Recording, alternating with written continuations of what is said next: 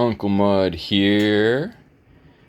I'm doing a follow-up on our unboxing video from a couple of weeks ago for the Liberator 2nd generation rocket heater from rockheater.com. Some people had been asking me to do a little follow-up, so I just wanted to report back on how it's working.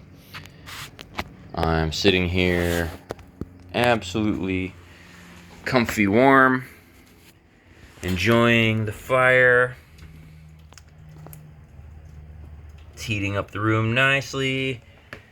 It's heating up my mass bench here so that it'll stay warm tonight after I stop feeding the fire. I'm really happy that they included those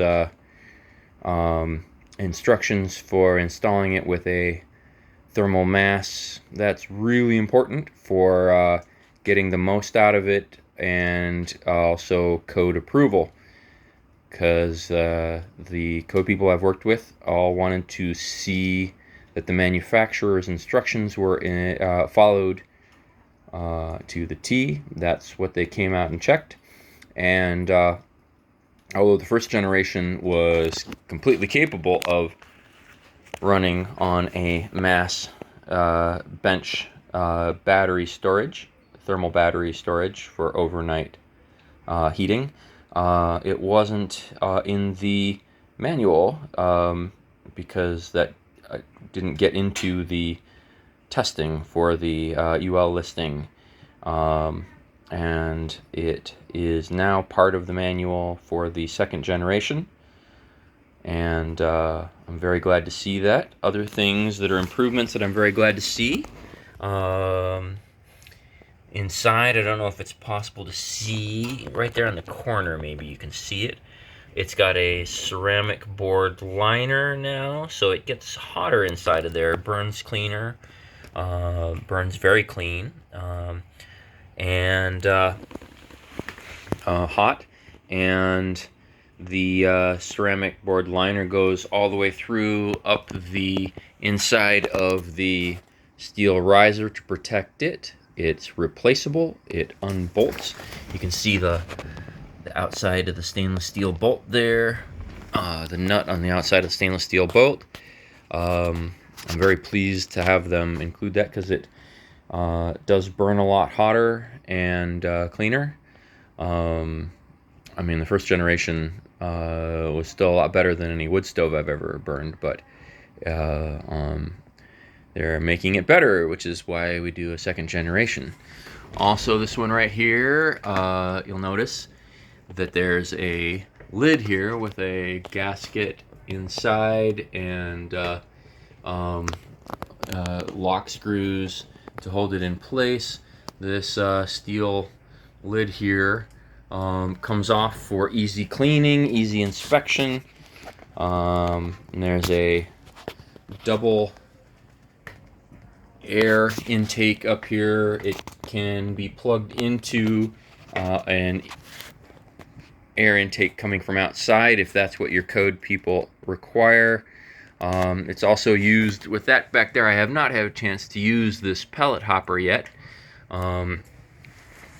Another upgrade they've done is that the stainless steel cage that the pellets go in down here, this slides right in. Before, it could wiggle around a little bit. They've upgraded it so it just slides into one spot, and it's also a much thicker, higher grade stainless steel than first. I did not have anything burn out on me with my Gen 1, but they said it was a possibility, so they went with a higher, a thicker and higher rating stainless steel for this part that got particularly hot. The pellet basket here sits down at the bottom of the feed tube, and that's upside down right now, but that's the pellet hopper. It holds a 50-pound bag of pellets, and that sits there and feeds the pellets in slowly overnight. My experience with the first gen was that with the type of the amount of draft I had on this thing, it would last between 8 and 24 hours, depending on how I adjusted the draft, and produce either less or more heat. I expect the new one will do the same thing. This does seem to produce more heat than the Gen 1, given the particular draft. I would suspect that I would not being because the heat riser is insulated, so there's more thrust being created. What else? I was expecting a glass door with this, but apparently that did not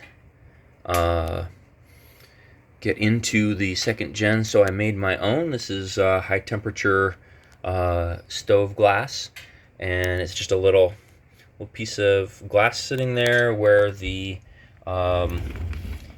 inspection plate usually goes, and it gives me a really nice view of that fire. Really nice view. And again, the fire is, for me, these scraps of hardwood flooring, cut-offs from the manufacturer down the street. Takes about $100 a year, a dump truck load, to heat the house using these rocket heaters. So I'm really pleased with it. I'm looking forward to further testing as it gets colder outside. Temperatures on the thermal mass. I overbuilt this thermal mass, so it takes a good long while to get it up to where it feels warm, but it already, even when it gets up to 80, it's warming the room significantly. But it will get warmer as I run this thing. You can get one at rocketheater.com. They expect to be having the Gen 2 available for shipment in the next 3 months. Right now it's finishing up its UL and EPA testing, and I get to be part of the testing.